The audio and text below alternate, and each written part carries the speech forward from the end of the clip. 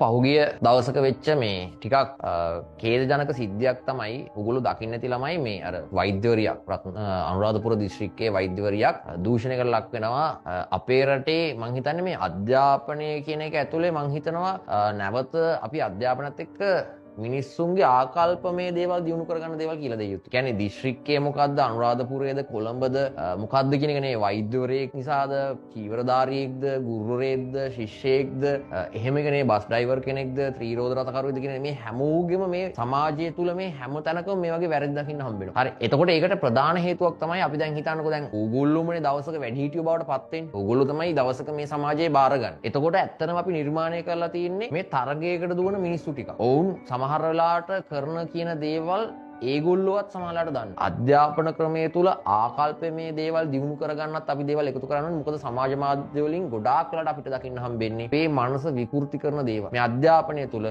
ආකල්පමේ දේවලුත් ගොඩනගාගෙන විභාගේ කොට දාන.